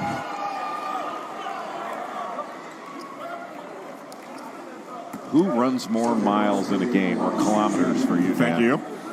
than Santiago Vescovi? Yeah. Coming up Saturday, it's the primetime game of the night. Number 4, Florida State. Remember, having to play without their injured quarterback, Jordan Travis, right now. They'll be in Gainesville to take on their in-state rival, the Florida Gators. Coverage begins at 7 Eastern on ESPN and the ESPN app.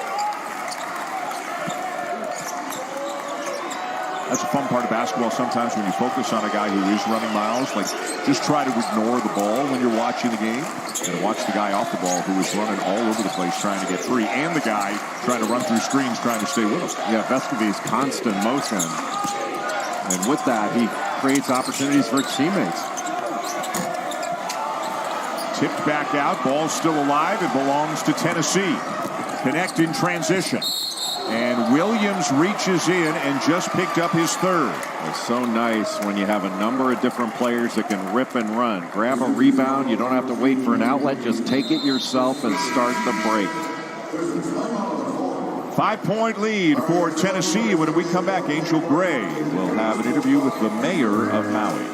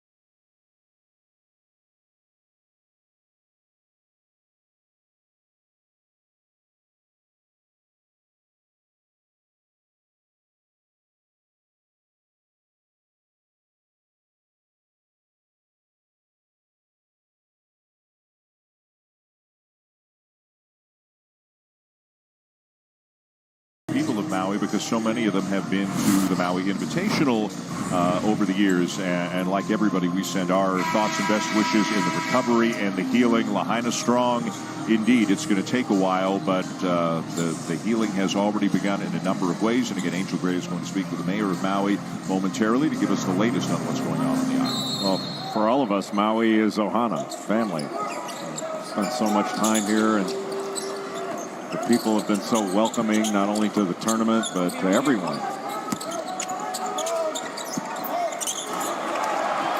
Syracuse into the zone. They force a turnover, and then they give it right back. Well, Malik Brown knocking that away. Gets so many deflections. Not sure that was the shot for Jordan Gainey. Not really an advantage situation. Tennessee, and you give a lot of credit to Jemai Meshack. They've taken Judah Mintz totally out of this game. Now, Mintz picked up those 2 fouls, sat for a long time, got his rhythm was taken away. Dalton Connect with the block there on that baseline drive. But Meshack with his size and tenacity, athleticism. Judah Mintz has not gotten anything in this game. Tough inbounds pass, nearly stolen away. Bell has it, no foul call, and he knocks down the runner. Red Autry really wanted to see a whistle on that play as well. No, he should be hot, but that's been going on all game long. It's been nothing but physicality. Chris Bell last year, 6.5 points per game, 34% from 3. Again, it is very, very early, but Jay, he looks like he might be a much bigger part of the offensive puzzle for the Orange this year. No question. I mean, you like the rotation that Syracuse has out there. And Dalton Connect down on the other end. Looks like he's cramping up. He is still down. He's holding that left calf. And it looks like he just said cramp. So Josiah Jordan-James going to go over and maybe help him up. Hopefully nothing more serious than that. And when he came down, well, you could see just that left leg totally straight, indicative of a cramp. We don't know what it is, but giving that early indication anyway. Did you do a little lip reading? I did.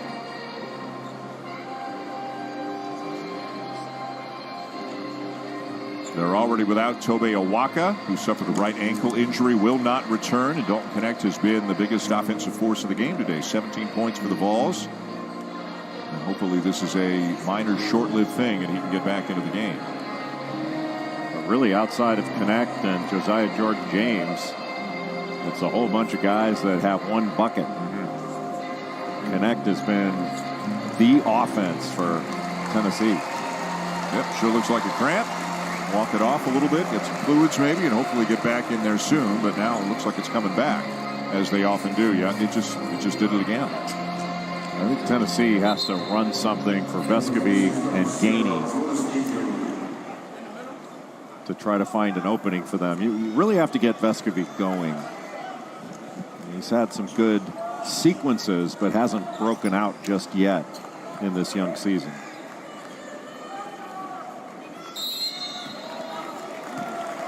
Tennessee ball with a 3-point lead as we near the midway point of the second half here in the first game of the All-State Maui Invitational. Purdue and Gonzaga, our next game here on ESPN2. Good ball movement. James with a drive, and Cuff is called for the foul. And Red Autry is hot again. He thought Cuff had done everything right defensively. Well, Red Autry is really what he's really saying. He knows that's a foul, but he's saying, wait a minute, how is that different from what we've seen on the other end? There's no question this is a foul. Part of the new block charge rule where you got to be there earlier before the plant foot, right? As opposed to when the player's up in the air. Yeah, Cuff was coming over as a secondary defender. But I think the issue was more, look, this has been a physical game. And if I didn't do as much lip reading as you did, but I think Red Autry was saying, look, we've seen more of that on the other end. How about a little something for the effort? In my experience, the referees don't really respond well to that. Syracuse trying to keep the floor spread open middle to allow cutting and driving. That's going to, there's no question that's a block. Yeah, a block called there, and Mintz will go to the free throw line, and maybe this is a way he can get himself going, not having made a free throw or a field goal yet today. Judamins has had a great start to the year. He's had 20 or more in all 3 games heading into this one. Just a strong drive, and he's a player that's been living at the free throw line early in this season. I think we mentioned 11 free throws per game coming into this one.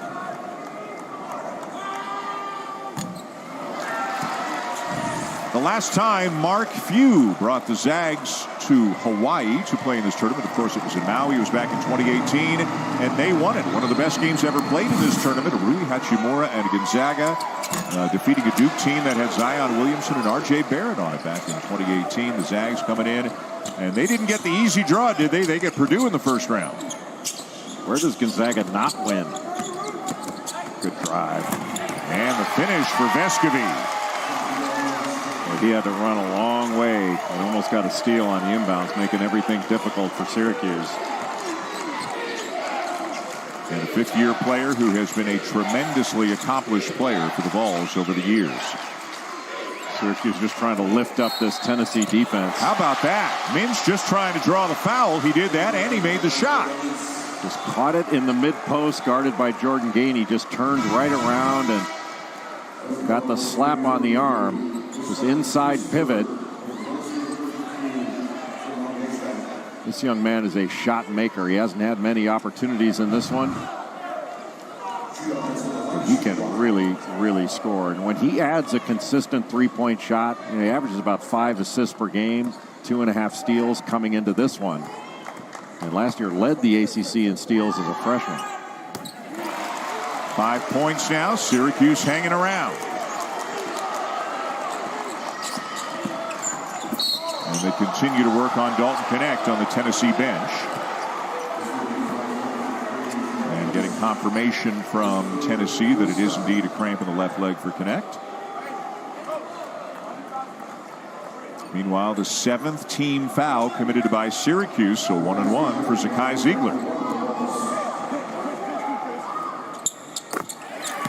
What a great part of college basketball this guy has been over the last 3 years, hasn't he? Just remarkable. He's had that ACL. His minutes are limited right now, as you mentioned, but led the Southeastern Conference in assists last year with a 2-to-1 assist turnover ratio. His defense is spectacular. Min slipped. It won't go, but there is a foul call. He's okay. And the signal made by the official was a tripping foul, a tripping motion. I'm not sure if Rick Barnes saw it. The Tennessee fans are yelling. Let's see what we can see. He stepped on his foot. That's not tripping anywhere. Yeah. Rick Barnes saying, wait a minute, my guy got kicked in the head. That's tough to see, though. The difference between a trip or stepping on a defender's foot. We're asking for microsurgery if you're going to see that. Would you be in favor of one foul challenge a game at the college level? It's probably better than the replay system we have now. I think those that were against replay from the beginning, that said, hey, there's a human element in this game. You can't get everything right. Once replay creeps in, it's like kudzu. It's hard to kill it and hard to stop it.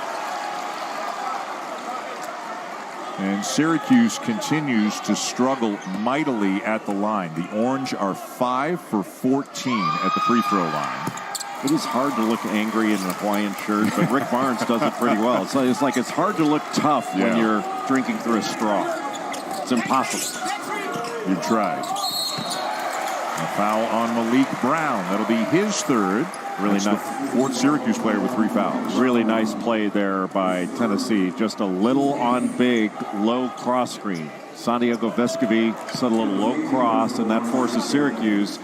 What are they going to do? They're going to switch it, and all of a sudden Adu's got a little guy on it? That's really difficult to defend. See Vescovi coming across to set that low cross screen. Now, what does Kyle Cuff do? Is he going to switch it? No.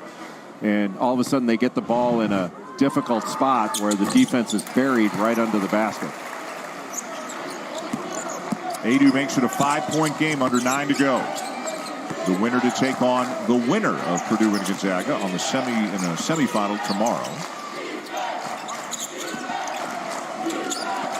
Brown has it deflected by James out of bounds. Still belongs to the Orange.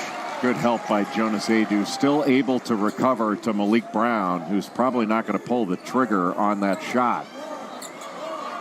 He can recover late.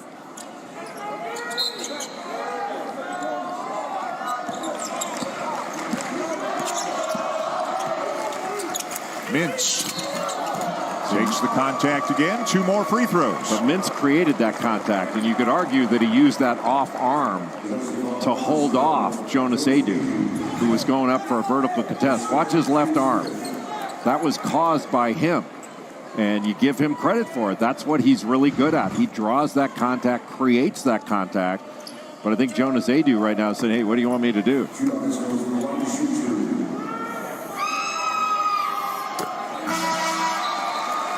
Starling returns as Cuff will sit now for Syracuse.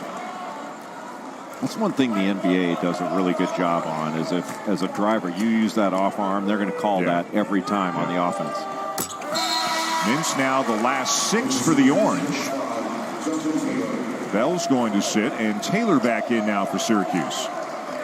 And you can argue on strategy when Mintz picked up that second foul. Do you take him out for the remainder of the half? But Syracuse within a possession, now going to the zone to give a different look. Josiah Jordan-James really important here to get that ball in the middle. Good fake. Vescovy, the cutting Meshack. But just getting it in the middle collapses the defense a little bit, but that fake by Vescovy made the whole play. Shifted the defense, all of a sudden the middle's wide open. Brown will take a 3. And nobody on the glass for the Orange. It belongs to James and the Vols.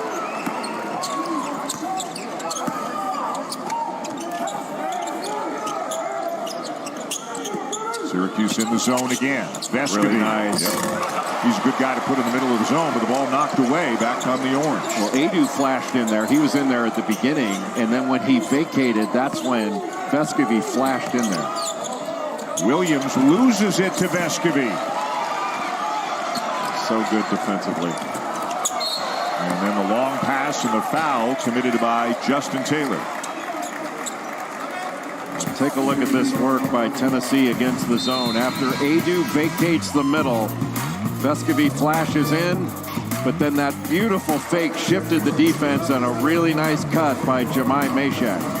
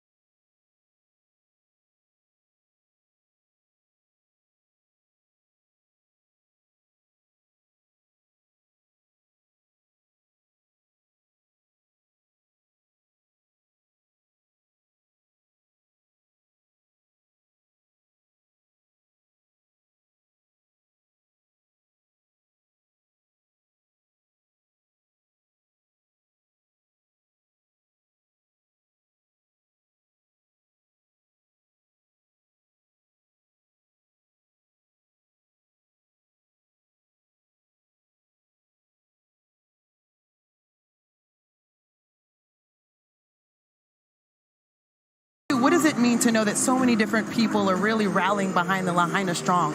Yeah, I think the word that comes to mind is uplifting. What's happening here, even with this tournament, still, it's the Maui Invitational tournament being held somewhere else. All of our kids that were able to come over, the volleyball team, the basketball team, participating in clinics. So just uplifting, right? Letting them enjoy this scene, even though, again, we can't accommodate this tournament on Maui this year. We're looking forward to doing it next year. Absolutely. Thank you so much, and well wishes to you. Thank you. Thank you very much. Dan. Angel, thank you. Yeah, a lot of work on a lot of levels went into moving this tournament. This is a big thing, and this is also the home arena for the University of Hawaii sports team. So they play basketball here, they play volleyball here, and as you know, Jay, there have been and will continue to be events the last couple of days and even in the evening during this tournament. This is a very busy facility, and a lot of people are working very hard to make sure this happens. Yeah, just amazing work just to pull this off. And everybody coming together. And right now, Syracuse needs to run some good offense because they are running out of time a little bit. Still within striking distance, and Dalton Connect still on the bench. Mintz with a three, and it's a 4-point game. With step back three with pressure. He can create his own offense, and Syracuse sticking with this 2-3 zone. So with no Connect and with Syracuse in the zone, where does Tennessee go for offense? Josiah Jordan James. He's in the middle of that zone where he can be a playmaker. That means Brown's got to come up. They play out of it. But Josiah Jordan James has his 6th career double-double. He's got 12 points, 11 rebounds on this one. Ziegler gets the three off, and the follow is good. I think that was Meshack on the inside, and that makes it a 6-point game. It was Meshack. When a shot goes up, Syracuse forced a tough shot. But that's the difficulty sometimes with the zone, is it can give up some offensive rebound opportunities. Nobody boxed out Jemai Meshack. Meshack with 6, the last 6 for the Vols, 8 in the game, and he's bringing it up the court for Tennessee as well. Well, that was a good answer from Tennessee after that Mintz 3 to be able to get a score and then a stop. James with a great look, a good shot fake. Tennessee doing a lot of things well here, and it pays off. You have to stay down on a Vescovy fake. He is so good with shot fakes and ball fakes. Got into the middle, kicked it out to Josiah Jordan James, and he looks like a different player shooting the ball this year. Pain-free. The feedback he got when he went to the G League Elite Camp is, hey, maybe you can be a 3-and-D guy, but go back one more year, work on that shot. The better he shoots, obviously, the better his pro prospects are. And Judah Mintz, he can create it on his own. James wide open at the elbow. Too strong. Still belongs to Tennessee. Now watch when Vescovy makes this catch. You have to close out on him. Mintz is closing out on him. Little shot fake. Now he's by. Draws 2 defenders, then kicks it out. That's just beautiful basketball by Santiago Vescovy. And again, 2 guys in Vescovy and James who have played together for the better part of 5 seasons. So they know each other's names very well. Adu in the middle this time. Brown doesn't have to really come up to Adu right away. Knocks it away. His hands are so good defensively. James, another miss. Taylor the rebound. And back come the Orange, down by 7. Taylor must have 7 or 8 rebounds in this game. He's done a good job on the glass. Hasn't scored much. Tough one there for Starling, and it won't go. It's just good defense by Jemai Meshack. Angled out the drive and forced a really tough 2. Dalton Connect still trying to work that cramp out and get back into the game if he can. Tough pass. Yeah, that's close quarters for that kind of a pass. Big possession here for Syracuse. Starling. Taylor. Air ball. That's where a shot fake. I mean, Vescovy was running right at him. Just shot fake, sidestep, got a simple one. Vescovy fouled by Brown. That'll be number 4 on Malik Brown, and a couple of free throws for Santiago Vescovy.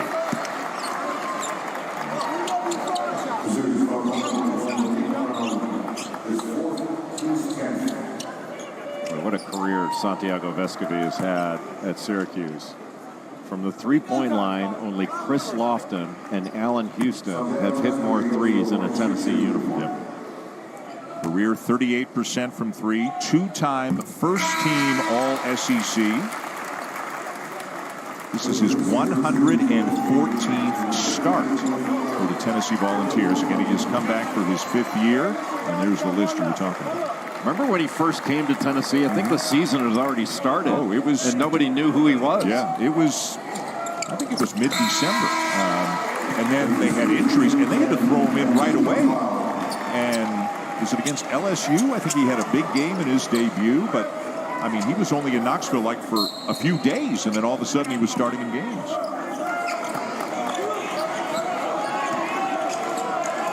Connect making his way back to the court. We'll see if he can make his way back into the game. Dean McLeod back in the game.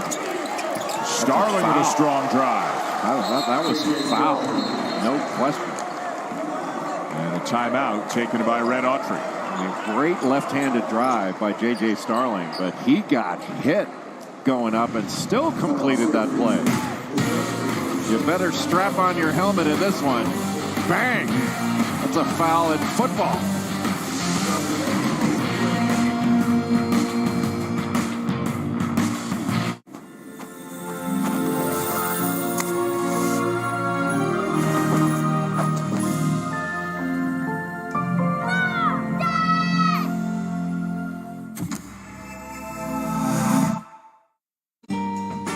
This holiday, when you give love, you can't go wrong.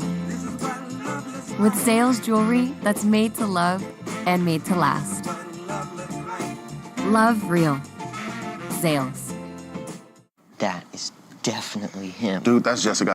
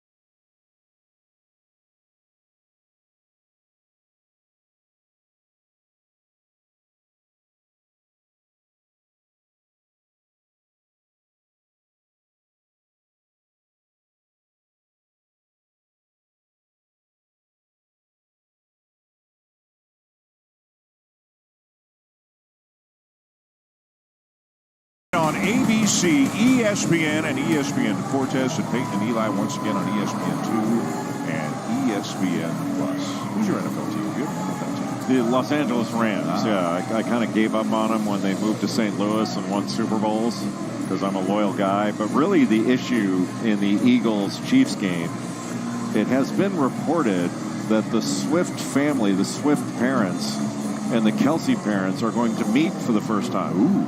This is a big thing. And if you're Taylor Swift, what do you wear? Did you see that piece that Jeremy Schaff did? I did not. Because she's an Eagles fan. This is problematic. You think it'll be discussed at all over the next several hours? I would guess. Vescovy into the paint. The kick to James. 4 minutes to go. Tennessee leading by 7. I wonder when Dalton Connect has been cleared to come back into the game. You wonder when Rick Barnes is going to bring him back, or will he? Beautiful. Ziegler over the top to Adu. They just put Naheem McLeod in a pick and roll, stays with the ball, lobs it up to Adu, and Adu's got double-figure rebounds in this one. He's done a nice job. Mintz with a drive and a finish to get it back down to 7, but trading basket's not good enough for the Orange right now. That guy is hard to guard, man.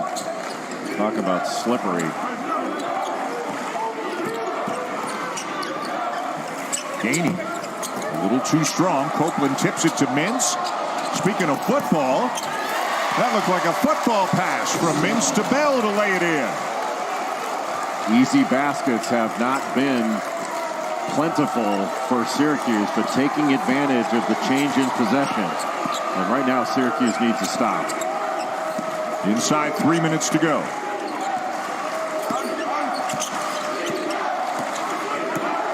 Vescovy keeping the dribble alive. Got two in the air and finds Adu. Another shot fake and just a beautiful pivot through. That was a gorgeous pass by Santiago Vescovy. And Tennessee doing all this without the offensive threat of Dalton Connect in the game.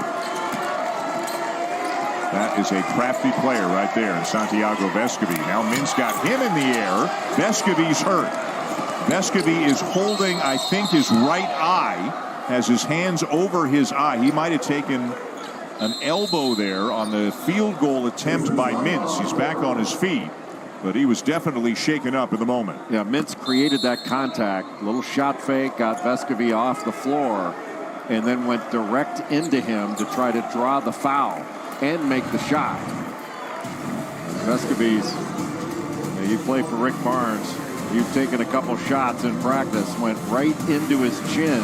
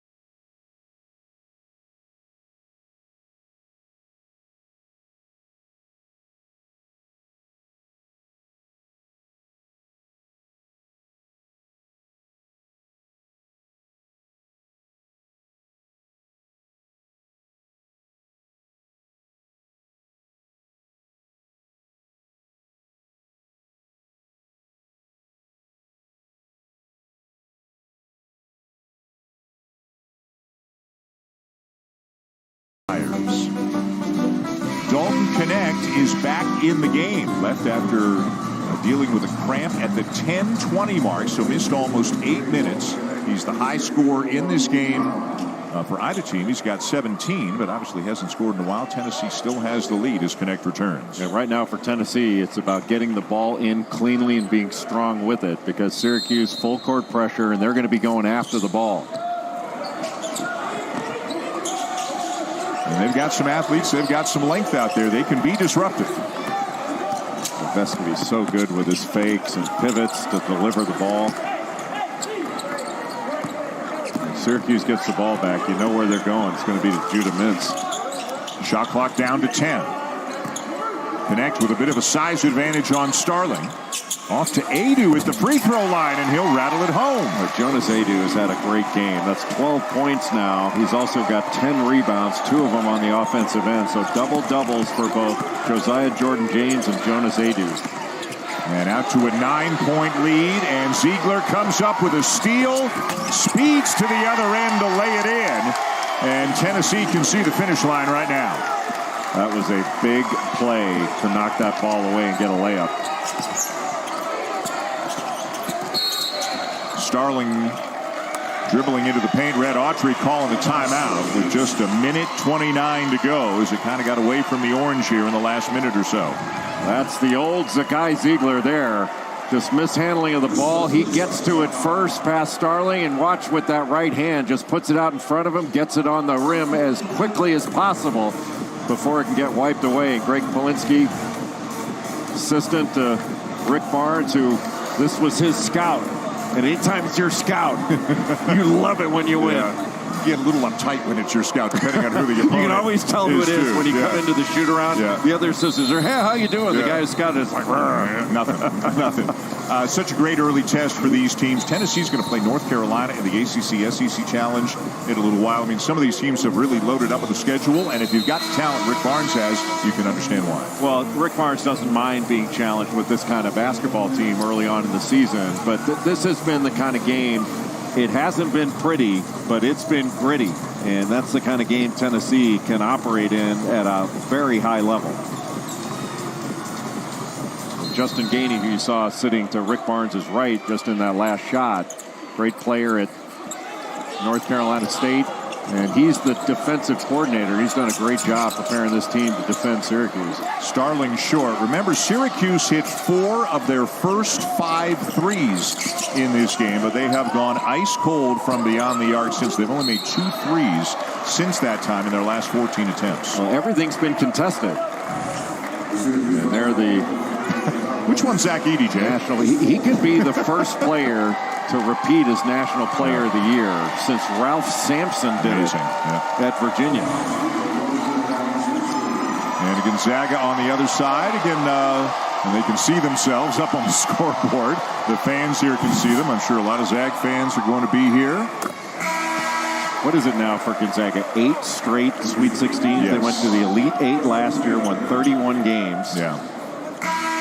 You know, it's funny, I'm sure we'll talk about this in the next game, but in some circles, for some reason, there's still a narrative that they don't do very well in the tournament. In the last 8 years, they've made the Sweet 16 in all of them, the only school to do that. They've made the Elite 8 5 times, and they've been the national runner-up twice. Well, people want to say, well, of course, they play in the West Coast Conference. Well, what does that have to do with the tournament? Right. They get into the tournament, they kill it. Yeah.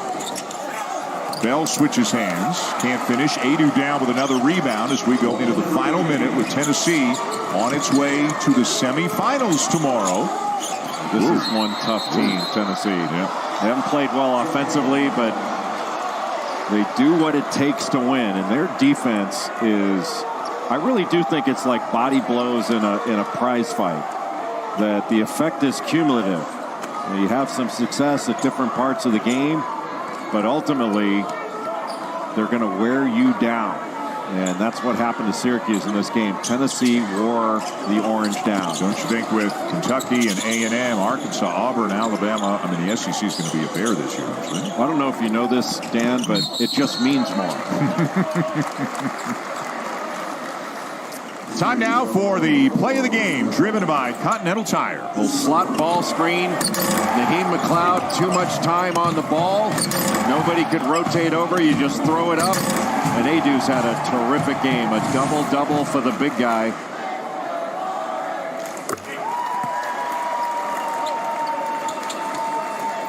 He showed his range in this game, too. Knocked down some perimeter shots, and he can help stretch it by drawing a big guy away from the basket. And they continue to stretch out this lead. Syracuse was within kind of 5 or 7 for much of the second half. But Tennessee has pulled away here in the closing minutes. Min Snow, rebound Vescovy. Vescovy made so many heady plays in this game. The shot fake, drive, delivering the ball, even against full court pressure, going against a double. It's around Starling, but he's content just to run a few more seconds off the clock here. Do you shoot it here or just turn it over to him? Turn it over, don't you? Why do I want to turn over on my... This should be a hot potato. Why do I want to get a turnover? Well, I think we have our answer. Ziegler the lob to Adu. And some fans are booing here. Why would they boo? It's basketball.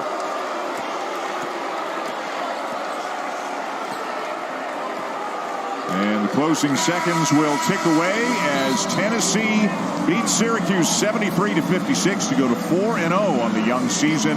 They finished the game on a 12-0 run and advanced